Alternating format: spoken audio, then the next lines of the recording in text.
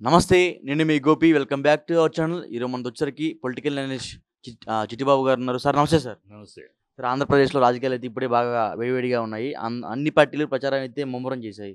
So, ప్రచారంలో భాగంగా ఆహ్, కొత్త విషయాలన్నీ బయటకొస్తున్నాయి. అంబటి రాంబాబు గారి అల్లుడు సడెన్‌గా ఒక వీడియో అయితే వైరల్ అవుతుంది. అదేవిధంగా ముద్రగడ పద్మనాభం వాళ్ళ కూతురు కూడా జనసేన పార్టీలోకి చేరే అవకాశాలన్నీ కనిపిస్తున్నాయి. సో, ఈ టైంలో ఏంది సార్ ఇయన్నీ గందరగోళం? చిల్లర రాజకీయాలు చెప్తానే, ఆంధ్ర రాష్ట్రంలో ఉన్నంత దరిద్రపు అపోజిషన్ ఏ రాష్ట్రంలో లేదు దేశంలో. హ్మ్. చిల్లర రాజకీయాలు. ఇప్పుడు అంబటి రాంబాబు అల్లుడు విషయం. హ్మ్. అంబటి రాంబాబు అల్లుడు, కూతురు గొడవ పడ్డారు. కోర్టులో కేసు నడుస్తుంది. హ్మ్. వాళ్ళది కుటుంబ విషయం. హ్మ్. కుటుంబ విషయాన్ని కేసు విడాకులు అతను అలక్ష్యం చేశాడు. విడాకులకి అప్లై చేశాడు హ్మ్. అల్లుడు. దాని మీద జరుగుతుంది. హ్మ్. దాన్ని వీళ్ళెవరు మాట్లాడటానికి వీళ్ళ ఇళ్ళలో లేవు. హ్మ్. వీళ్ళ ఇళ్ళలో అంత పవిత్రంగా ఉన్నాయా? హ్మ్. వీళ్ళ కుటుంబ విషయాలన్నీ బయటికి లాగితే ఎంత అసహ్యంగా ఉంటుంది. హ్మ్. డ్రగ్స్ తోటి పోలీస్ స్టేషన్‌లో కూర్చున్న రోజులు లేవా? విడాకులు తీసుకున్న రోజులు లేవా? హ్మ్. ఇయన్నీ మాట్లాడితే ఎంత అసహ్యంగా ఉంటది. హ్మ్. బుద్ధి ఉండాలి. ఏదైనా మాట్లాడేటప్పుడు, విషయం మాట్లాడేటప్పుడు రాజకీయంగా విధానాలు మాట్లాడండి. హ్మ్. అంతేగాని అల్లుడు ఆడపిల్ల కు విడాకులు కోర్టులో కేసులో కోర్టులో ఉంటే కేసు, హ్మ్. ఆ కేసు వాదోపవాదాలు జరుగుతున్నాయి. అంటే ఆయన స్వచ్ఛందంగా వచ్చి బయటకొచ్చి మాట్లాడారు. పవన్ కళ్యాణ్ ఏం మాట్లాడనీయలేదు కదా సార్. ఆ? పవన్ కళ్యాణ్ ఏం మాట్లాడనీయలేదు అక్కడ. ఎవరు సో, ఆయన మాట్లాడించారు? స్వచ్ఛందంగా బయటకొచ్చి ఏ మాట్లాడారు కదా! ఛానల్‌లో వచ్చిందది? ఇది తెలిసిన సత్యం. ఏ ఛానల్‌లో రాలేదు. సోషల్ మీడియాలో అయితే ఫస్ట్ లేదు, వైరల్ అయింది. లేదు. తర్వాత ఛానల్స్‌లో వచ్చినాయి. ఆంధ్రజ్యోతి పేపర్ చూడండి. హ్మ్. పేపర్‌లో అది వేశారు. హ్మ్. ఎక్కడి నుంచి వస్తుంది మూలం? మూలం ఎవరు? ఓపెన్ సీక్రెట్ ఇది. ఎవరు తోస్తున్నారు? ఎవరు ఇలాంటివి చేస్తున్నారు? ఆంధ్రజ్యోతిలో ఎందుకొచ్చింది ఆ న్యూసు? హ్మ్. మరి మిగతా పేపర్‌లో రాలేదే? ఆంధ్రజ్యోతిలోనే ఫోటో ఏసి మా మామ అని చెప్పి వాళ్ళు విషయాలు ఇప్పుడు అంబటి రాంబాబు ఇప్పుడు అల్లుడి గురించి మాట్లాడాలా? హ్మ్. మరి కేసు కోర్టులో ఉంది. హ్మ్. ఆ పిల్లకి అన్యాయం జరుగుద్దా? మంచి జరుగుద్దా? ఇప్పుడు ఆ పిల్లకి విడాకులు అప్లై చేశాడు. హ్మ్. విఫలమైనప్పుడు కాపోతే ఏదో ఉంటది. హ్మ్. అమ్మాయికి పరిస్థితి. హ్మ్. ఆటిలన్నిటికి ఇబ్బంది పెట్టడమే కదా! ఆడపిల్ల జీవితాన్ని. అంటే ఆయన స్వచ్ఛందంగా వచ్చి బయట మాట్లాడారు కదా సార్. స్వచ్ఛందంగా మాట్లాడాడు ఇయన్నీ గాడిద గుడ్డు మాటలు. ఎనకాల ఎవరున్నారో ప్రజలకు తెలుసమ్మా. హ్మ్. ప్రపంచానికి తెలుసు. హ్మ్. స్వచ్ఛందంగా మాట్లాడాడు. స్వచ్ఛందంగా మాట్లాడేది ఆంధ్రజ్యోతిలోనే ఎందుకు మాట్లాడాడు? హ్మ్.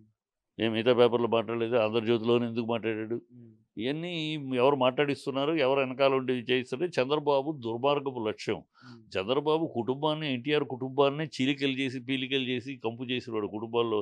ఇవాళ సోనియా ఇగో షర్మిలాని ఎనకాలొచ్చి తోసి, హ్మ్. అన్నదమ్ములు అన్న అన్న అక్క అన్నతమ్ముల దగ్గర చెల్లెల మధ్య, ఈ కుటుంబాల మధ్య చిచ్చులు పెట్టడం, తద్వారా లబ్ధి పొందాలని ప్రయత్నం చంద్రబాబు వెనతో పెట్టి విద్య నీచపు రాజకీయాలు అతను చేసేయి. హ్మ్. ఆరంభం నుంచి అంతే అతను. హ్మ్. అతను బు అతని ఛానల్స్ కనుక వాళ్ళు ఇలాంటివి ప్రమోట్ చేస్తా ఉంటారు. హ్మ్. ఈ చిల్లర బుద్ధులు, చిల్లర రాజకీయాలు. ఆ రాజకీయాల వల్ల ఓట్లు పడవు. ఇంకా హ్మ్. అసహించుకుంటారు జనాలు. ఇంకా వీళ్ళ యొక్క విషస్వరూపం ఇంకా బయటపడతా ఉంటుంది. ఓకే. ఇప్పుడు మీరు చెప్పినట్టే అంబటి రాంబాబు గారి అల్లుడైతే ఏదో వీళ్ళు నడిపించారు. పలానా పలానా ఛానెల్‌లో ముఖ్య ఛానెల్‌లో వార్తలొస్తున్నాయి. అది అది వేరే విషయం. మరి ముద్రగడ పద్మనాభం గారి కూతురు ఆమె బహిర్గతంగా వచ్చి మా నాన్నకి ఎవరు నమ్మమాకండి అందరూ జనసేన ఓటేనని చెప్తుంది. దానికి మీరేమంటారు?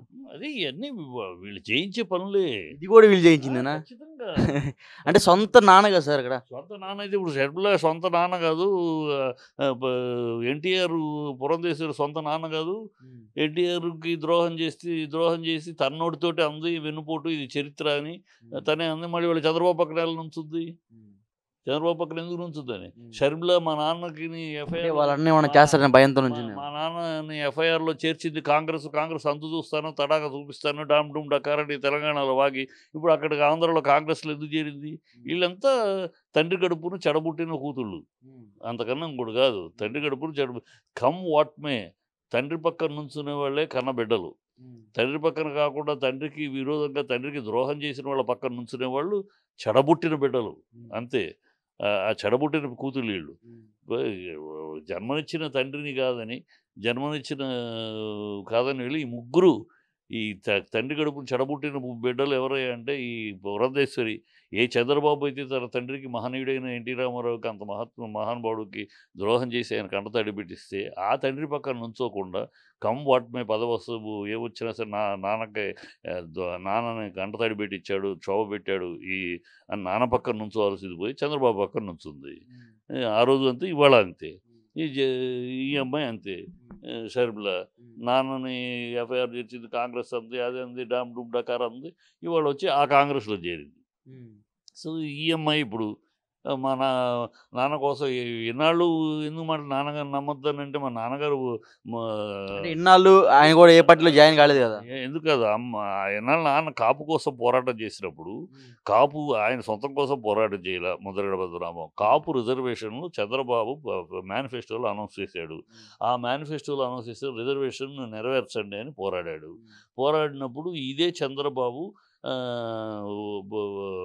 ఆయన పోలీస్ స్టేషన్లో నుంచోబెట్టి తనని వాళ్ళ నాన్నని వాళ్ళ అమ్మని కుటుంబ సభ్యులు పోలీస్ స్టేషన్లో నుంచోబెట్టి దుర్భాషలాడి వాళ్ళు సూసైడ్ చేసుకునే స్థాయికి తరిమాడు. ఆనాడు పవన్ కళ్యాణ్ ఏనాడు ఈ సందర్భం అప్పుడు పవన్ కళ్యాణ్ నోరెప్పలేదు. అలాంటి వ్యక్తి పక్కన వెళ్ళి నుంచుందంటే ఆ పిల్ల ఏమనాలి? తండ్రి గడుపున చెడబుట్టిన చెడ పురుగులు తప్పితే వీళ్ళు మనుషులు ఎందుకు అవుతారు వీళ్ళు? ఇప్పుడు ఆ రోజు కనుక మాట్లాడి ఉంటే నువ్వు ఆ రోజు పవన్ మాట్లాడాడు అందుకని నేను ఆ ఉద్యమం కోసం పవన్ మాట్లాడాడు మా నాన్న అన్యాయం చేసినందుకు. ఆ రోజు చిరంజీవి మాట్లాడాడు. చంద్రబాబుని రిజైన్ చేయమని అడిగాడు చిరంజీవి. దాసనారాయణ చిరంజీవి గారు ప్రెస్ మీట్ పెట్టి మరి ఆ రోజు పవన్ నోరు తెరవలేదు, పవన్ రాలేదు. పవన్ ఈ విషయంగా ఇవాళ కాపులు అని చెప్పి కాపులు కూడా నా వైపున ఉన్నారు అని చెప్పుకోవటం కోసం ఒక ప్రయత్నం తప్పితే ఆల్రెడీ ఓడిపోయే పరిస్థితి కనపడుతుంది అక్కడ. వంగ గీత ఓడిపోయే పరిస్థితి కనపడుతుంది పిఠాపురంలో ఓడిపోయే పరిస్థితి బాగా క్షుణ్ణంగా కనపడుతుంది. అక్కడ ఆవిడేమో వంగ గీత ఏమో ఇంటింటి మనిషి అయింది. ప్రతి ఇంట్లోనూ సొంత మనిషిలాగా అయింది. ఆవిడ కాపు మంత్రం అక్కడ చల్ల, ఎందుకంటే ఆవిడ కాపు ఆడపడుచు కనుక పప్పులు ఉడకలేదు. ఈ వర్మకి ఆల్రెడీ చంద్రబాబు ఫిక్సేషన్ చేశాడు. చంద్రబాబు నయవంచన అంతే కదా, ఇప్పుడు దగ్గరుండి ఓడించమని వర్మ దగ్గరుండి ఓడిస్తాడు పవన్ కళ్యాణ్ని. ఎందుకంటే పవన్ కళ్యాణ్ గెలిస్తే వర్మ రాజకీయ భవితవ్యం ఏంటి? మొత్తం వర్మ బ్యాక్ బెంచర్ అయిపోతాడు. ఏదో డామినేటర్ పోస్ట్ ఇస్తారు కదా. ఆ పోస్టులకి తను ఇప్పుడు పిఠాపురంలో లీడింగ్ లీడర్ తను తగ్గేసుకుని పవన్ కళ్యాణ్ గెలిపితే పవన్ కళ్యాణ్ చేసే తప్పులన్నిటికీ తను సమాధానం చెప్పాల్సి వస్తుంది. అందుకని దగ్గరే ఉండి పక్కలో ఉండి పక్క బల్లెంలో పక్కపోటు పొడిపిస్తాడు చంద్రబాబు. ఎందుకంటే పవన్ కళ్యాణ్ ఉండాలి కానీ గెలవకూడదు. ఎందుకు గెలవకూడదు? పవన్ కళ్యాణ్ గెలిచాడంటే అసెంబ్లీలో వస్తాడు. అసెంబ్లీలో తనతోటి ఒక నాయకుడు అవుతాడు, ఇంకో నాయకుడు అవుతాడు. అసెంబ్లీలో ఇద్దరు నాయకుల్ని తను సహించడు. లేదా తన కొడుకు ఉండాలి తప్పితే అసెంబ్లీలో నాయకులుగా. పవన్ కళ్యాణ్ వస్తే సైలెంట్గా ఉండడు కదా. పవన్ కళ్యాణ్ వచ్చాడు అసెంబ్లీలో నోరు మూసుకు కూర్చోడు కదా. టాపర్లు ఎగుస్తాడు, ఆవేశంగా ఏదో మాట్లాడతాడు, గబుక్కుని అసెంబ్లీలో అర్జీ గిరిచి మాట్లాడేటప్పటికి అది టాక్ ఆఫ్ ది టౌన్గా అవుద్ది. సో ఒక నాయకుడు అయిపోతాడు. మరో నాయకుడు అసెంబ్లీలో తను తప్ప మరొక నాయకుడు ఉండకూడదు అపోజిషన్లో. ఆ పాయింట్ మీద దగ్గరుండి ఓడిస్తాడు. చంద్రబాబు లక్షణాలు అయ్యే బీఫాములు కూడా ఇస్తాడు. రిబెల్స్కి బీఫాములు ఇస్తాడు. నాకు తెలీదు రిబెల్స్ వేస్తారంటాడు. అట్లాగా అతను ఖచ్చితంగా పవన్ కళ్యాణ్ని అన్ని రకాలుగా దగ్గరుండి ఓడిస్తాడు చంద్రబాబు. అది వాస్తవం. అది బాగా కొట్టొచ్చాడు తెలుస్తుంది. చంద్రబాబు చెప్తున్నాడు పవన్ కళ్యాణ్ గారిని పిఠాపురంలో దాదాపు 50,000 మెజార్టీ పైన గెలిపించుకుంటామని చెప్తున్నాడు. చంద్రబాబు చెప్పడానికి ఉంది, అతని పెదాలు పలకరిస్తే కళ్ళు వెక్కిరిస్తాయి. చంద్రబాబు లక్షణం దూరత లక్షణం. అలా చెప్తాడు. చెప్పి వెనకాలే మా అనుభవం ఉంది కదా. కడపలో పోయినసారి హరనాథ్ రెడ్డి అనే అతన్ని కోయిలేషన్లో సీట్ ఇచ్చి ఇమీడియట్గా రిబెల్కి బీఫామ్ కూడా ఇచ్చాడు. అతను దుర్మార్గ లక్షణాలు ఇవాడు కొత్త కాదు. అతను ఇలాగే చేస్తాడు. ఎట్టి పరిస్థితిలో పవన్ గెలవనివాడు. పవన్ గెలిస్తే తన పరుగు పోద్ది, తన మర్యాద పోద్ది. తెలుగుదేశం స్థానాన్ని పవన్ ఆక్రమిస్తాడు. అది ససేమిరా అంగీకరించడు. అందుకని తనతో పాటు తను పోతున్నాడు ఎన్నికలతో, తనతో పాటు పవన్ కళ్యాణ్ కూడా లాక్కెళ్ళిపోతాడు. తను పోయి పవన్ నిలబడ్డాడు అనుకో, తెలుగుదేశం తెలంగాణలో కొట్టు కట్టేసినట్టు ఆంధ్రలో కూడా కొట్టు కట్టేయాల్సి వస్తుంది. అందుకని ఖచ్చితంగా ఆ స్థానం పవన్ ఎక్కడ ఆక్రమిస్తాడో పవన్ని కావాలి, పవన్ ఉండాలి కానీ పవన్ గెలవకూడదు. అది అతని స్ట్రాటజీ. అదే జరుగుద్ది. అన్ని రకాలుగా పవన్ని ప్రశ్నిస్తున్నారు. ప్రశ్నలకు ఒక సమాధానం లేదు పవన్ దగ్గర నుంచి. నువ్వు ఎందుకు చంద్రబాబు సంఖలో చేరావు? నీ తల్లిని అవమానించిన వాళ్ళని నోటికొచ్చి అవమానించాడు అని వాళ్ళని సిగ్గుందా, శరముందా అని పౌరుషం చచ్చిపోయిందా డామ్ డూమ్ అని మాట్లాడావు. ఇవాళ నీ పౌరుషం చచ్చిపోయిందా? నీ తల్లిని తిట్టిన వాళ్ళతోటి చేతులు కలుపుతున్నావు. నువ్వెంతటి ఎక్కడికైనా దిగజారుతావు నువ్వు. నీ తల్లిని తిట్టినవాడు ఎవడైనా భూప్రపంచంలో ఉన్నవాడు, లేనివాడు ఎవడైనా తల్లిని నిందిస్తే జీవితాంతం మర్చిపోడు. జీవితాన్ని నా తల్లిని అంటావా అని పౌరుషాన్ని, బాధని జీవితాన్ని నువ్వెలా మర్చిపోయావు? నీ నోటితో నువ్వు ఎవరో అన్నది గాని, నువ్వే పబ్లిక్ మీటింగ్‌లో సిగ్గుందా, శరముందా మీ అంతు చూస్తాను. ఈ అవినీతి ప్రభుత్వం, తెలుగుదేశం ప్రభుత్వం మ తూర్పార పడతాను. నా పేరు పవన్ కళ్యాణే కాదన్నావు. మరిప్పుడు ఆయన సంకలో ఎందుకు చేరావు? ప్రజలు అడిగేదానికి సమాధానం లేవు. ఇలాగ పవన్ అనేక తప్పులు చేసుకుంటూ వస్తున్నాడు. కనీసం అక్కడే భీమవరంలో కంటెస్ట్ చేసిన పోయినసారి ఓడించాం పాపం అని సింపతి అన్నా ఉండేది. ఇప్పుడు ఇక్కడ సింపతి లేదు. వ్యతిరేకత ఎక్కువగా ఉంది. ఓన్లీ పబ్లిక్ మీటింగ్‌లో జనాలను చూపించేసేసుకొని అంటే ఓటు వేరు, ఆకర్షణ వేరు. ఈ మీటింగులకి జనాలు వస్తున్నారంటే పోయినసారి వచ్చారు. భీమవరంలో ఇంతకన్నా ఎక్కువ వచ్చారు. తక్కువే వచ్చారు భీమవరంలో. ఆకర్షణ అనేది చూద్దామని వచ్చేవాళ్ళు వేరు. ఇన్‌స్పైర్ అయ్యి ఓటుగా మారేవాళ్ళు వేరు. ఆ ఇన్‌స్పైర్ అయ్యి ఓటుగా వచ్చిన జనాల్ని ఓటర్లుగా మార్చగలిగే ఇన్స్పిరేషనల్ స్పీచ్ గాని, బుద్ధి బుద్ధి బుద్ధిగా మాట్లాడి, విజ్ఞతతోటి మాట్లాడి, వివేకంతోటి మాట్లాడి, ప్రజల్ని లో ఒక విశ్వాసం కల్పించే రీతిలో గాని అతని ప్రసంగాలు కూడా సాగట్ల. అతని ప్రసంగాలు తొక్కుతా, నొక్కుతా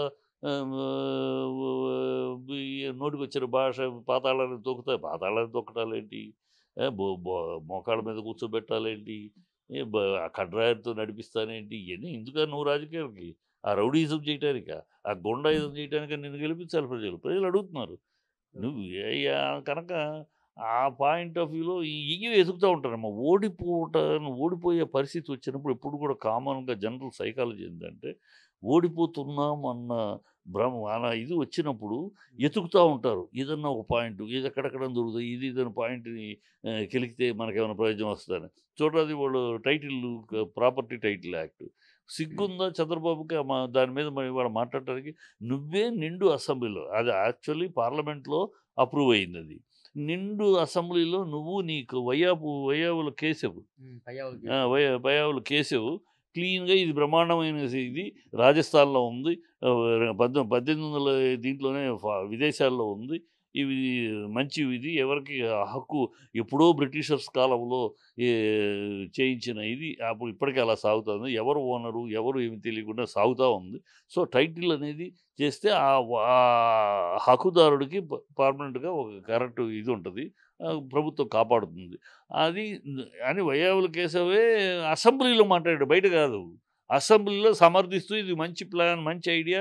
ఇది కేంద్ర ప్రభుత్వం పంపించిన ఇది అన్ని రాష్ట్రాల్లో చేయాలని పంపించింది. ఇవాళ మన రాష్ట్రం ఆ పని ఆ కార్యక్రమం తీసుకోవడం చాలా గొప్ప విషయం అని మాట్లాడి, ఇవాళ ఎట్లా మాట్లాడతావయ్యా అది తప్పని? అంటే ఎతుకుతా ఉంటారు ఏదో ఒకటి బురద చల్లటానికి. ఆ దరిద్రపు ఓడిపోయే పరిస్థితిలో ఉన్నవాడే ఎతుకుతా ఉంటాడు ఇలాంటి చిల్లర విషయాలు. చిల్లర రాజకీయాలు చేస్తారు. అది ప్రజలు క్లియర్‌గా చంద్రబాబు ఏం మాట్లాడినా అర్థమైపోతుంది పిల్లలకి, ప్రజలకి, ఓటర్లకి. ఈడొక అబద్ధాల కోరు, ఈడొక దగాకోరు, వీడొక అవినీతిపరుడు. వీడి నోటెమ్మట నీతి గురించి గానీ, వీడి నోటెమ్మట సంస్కారం గురించి గానీ, వీడి నోటెమ్మట వినటం అనేది దెయ్యాల నోట వేదాలు విన్నట్టే అని ప్రజలు పూర్తి నిర్ణయంలో ఉన్నారు. కనుక ఈళ్ళ పప్పులు ఏమి ఉడకవు.